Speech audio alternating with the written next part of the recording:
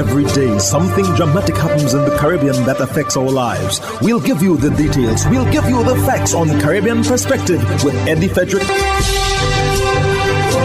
Here's Eddie Frederick. So glad you can join us. Trinidad and Tobago's opposition supports the Bail Amendment Act.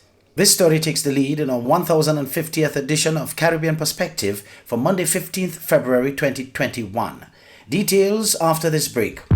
Did you know that your friends and family can now shop at the Food Fair from anywhere in the world, and you can receive here in Grenada? The Food Fair and GrenadaMarket.com now make it possible through secure online shopping and personalized customer service. Simply send your loved ones a list of your preferred items or let them fill an online basket, and the items will be available for pickup or delivery. Visit GrenadaMarket.com or thefoodfair.gd today for more details. The new norm. Spread the news.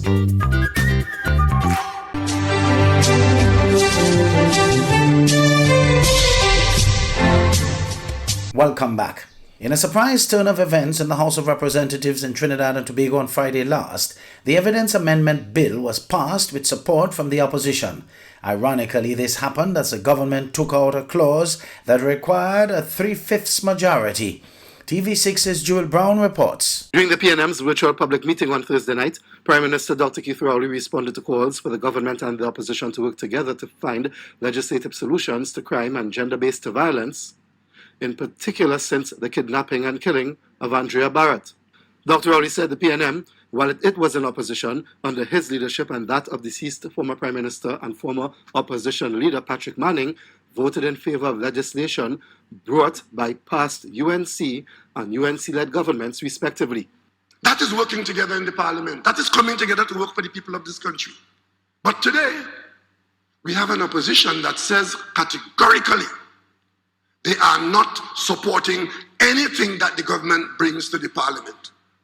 So all of you who are calling on us in the parliament to do what is right for and by the people of Trinidad and Tobago, if you can't call out the UNC for the obstructive behavior, just keep your voice away from my ears. On Friday, the House of Representatives resumed debate on the Evidence Amendment Bill, and it seemed the government and the opposition were not budging from their respective positions on the legislation. I know those of us on this side, and I am sure anybody who will be honest with themselves on the other side will know that what we are peddling today as a solution to a problem that is gripping a very frightened nation is not in fact so. Madam Speaker, others may be able to carte blanche say they are not supporting legislation and come here every week and not support it prematurely. Madam Speaker, that is capricious. We say that this amendment bill, this evidence amendment bill, is a good bill. The bill is meant to provide, among other things, better protection for witnesses in criminal cases. When the division vote occurred for the bill, there was a surprise. Mr. Lee? Yes. Mrs. Prasad-Bisasa? This will not help you, but I say yes.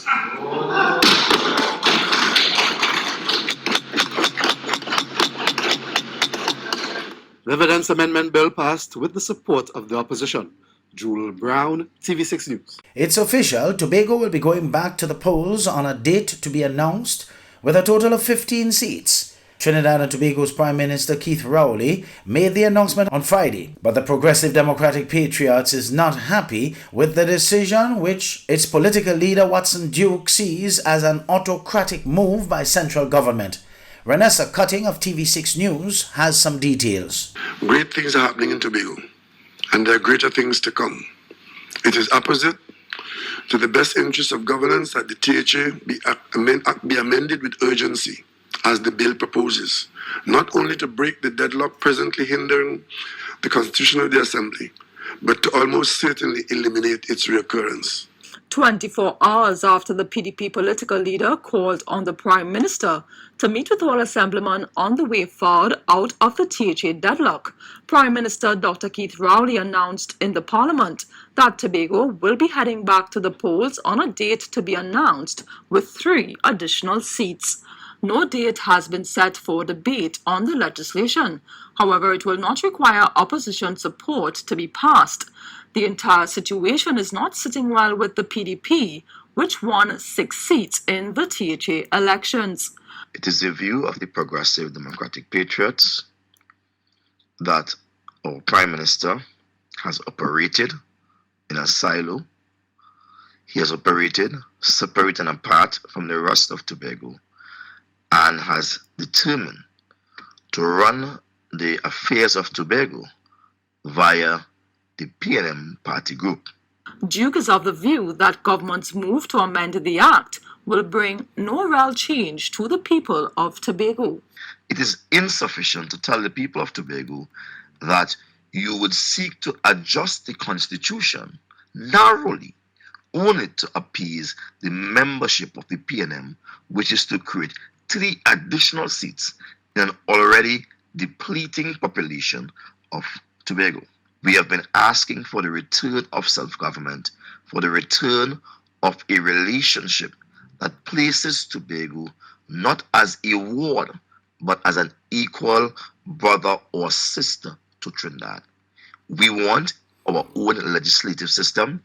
We want to plan our own economic policies. We want to regulate our own justice system. Duke says the party will be hosting a press conference via its candidate for Chief Secretary, Farley Augustine, to respond officially on the matter.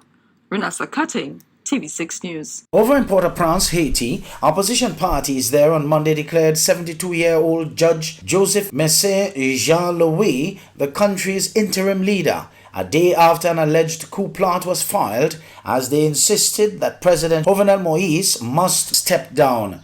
In a video message, Jean-Louis, the longest-serving judge in the Supreme Court, said he accepted the choice of the opposition as civil society to serve his country as interim president for the transition. Moïse, who has ruled by decree since mid-January, has stated that he would hand over power to the winner of the elections but would not step down until his term expires in 2022. But the opposition has rejected his interpretation of the Constitution and has insisted his term came to an end on Sunday. Former Senator Yuri Latotio said that the transition period was expected to last about 24 months. On Sunday, Prime Minister Joseph Jout said Supreme Court Judge Evikel Dabrizil and Inspector General of the National Police Force Marie-Louise Gauthier were among 23 people who were detained for their role in an alleged plot to oust President Jovenel Moïse. Over in Caracas, Venezuelan government officials and opposition leaders have met to discuss buying coronavirus vaccines through the COVAX program using cash frozen in the United States by economic sanctions, 2 sources familiar with the matter said on Thursday. Opposition leader Juan Guaido last week said that the Venezuelan funds controlled by the U.S. Treasury could be used to pay for vaccines. The cash-strapped government of President Nicolas Maduro has signed up for COVAX, co-led by the World Health Organization WHO, to provide vaccines globally, but has not made the associated payments. The meeting marks a step forward in what will likely be a long process requiring the U.S. authorities to approve the use of the funds, as well as the completion of the vaccination rollout plan for crisis-stricken Venezuela. In a Thursday evening state television appearance, Maduro said the government was working on a $300 million deal for vaccine supplies, but did not provide details. The United States in 2019 froze $342 million held by Venezuela's central bank in the United States as part of a sanctions program that was meant to force Maduro from power. Moving the funds usually requires applying for license from the U.S. Treasury's Office of Foreign Asset Control. PAHO's chief of mission in Venezuela, Paolo Baladelli, in a tweet said there had been advances in obtaining vaccines for Venezuela and that UNICEF and the WHO would be involved.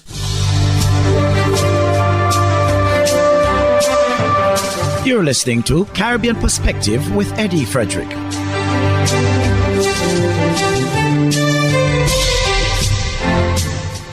Antigua and Barbuda's Prime Minister Gaston Brown has responded to a press release from the Antigua and Barbuda Nurses Association criticizing the government's vaccination program.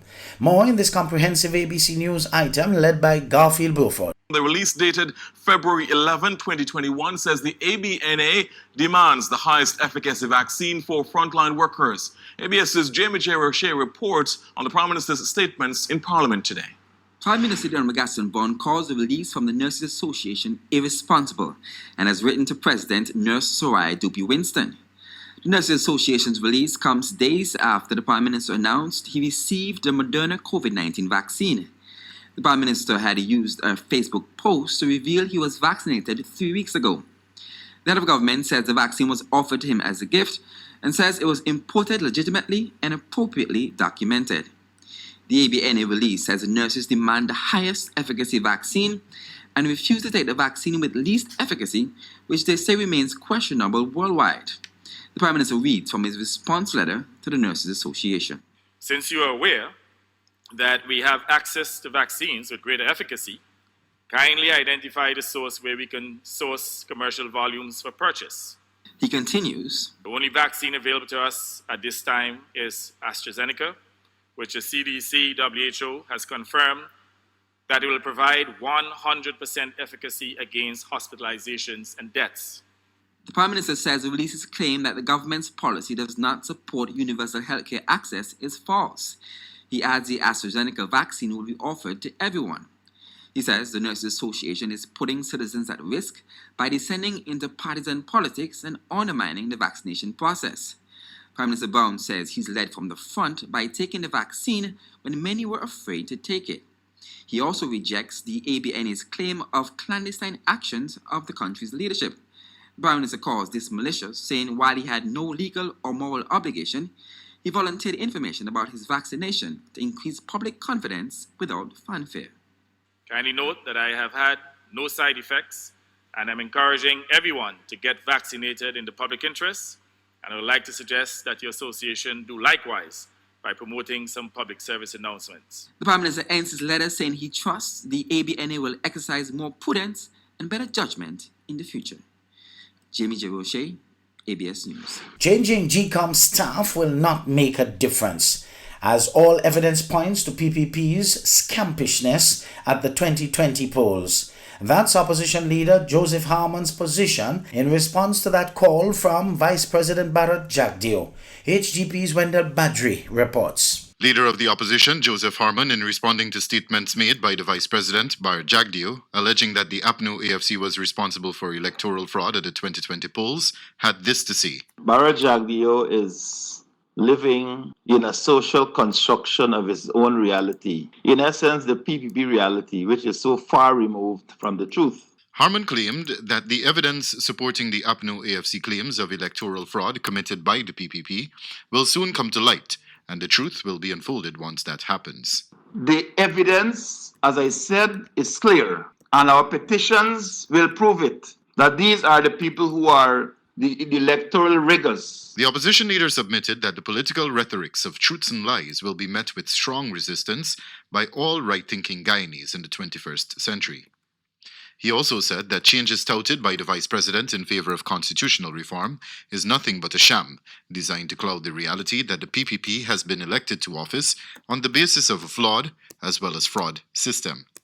Harmon had this to say to the Vice President, who said at his press conference on Tuesday that Chief Election Officer Keith Lowenfield, as well as Deputy Chief Election Officer Roxanne Myers, could not run free and fair elections. Changing Lowenfield or changing Myers will not change the PPP's reality. All it will do, it was open the door for the floodgates for greater levels of scampishness. During the virtual media engagement, the Vice President said that with the current Chief Election Officer as well as the Deputy Chief Election Officer in place at GCOM, the country would not be able to see free and fair elections. With Lowenfield and Roxanne Myers there, you cannot have free and fair elections. Jagdeo also highlighted that provisions are being put in place to amend the Representation of the People Act to ensure greater scrutiny by the public when elections are held, so that no doubts would exist with regard to who won the elections. The statements of poll, when they are received before the count starts, we want them published. We want them published in the newspapers, in the Gazette, and posted online. So even before the count starts, the industrious Guyanese can then go see the SOPs, and they can calculate who won the elections. Wendell Badri, HGP19 News. Did you know that your friends and family can now shop at the Food Fair from anywhere in the world, and you can receive here in Grenada? The Food Fair and GrenadaMarket.com now makes it possible through secure online shopping and personalized customer service. Simply send your loved ones a list of your preferred items or let them fill an online basket, and the items will be available for pickup or delivery. Visit GrenadaMarket.com or thefoodfair.gd today for more details. The new norm. Spread the news.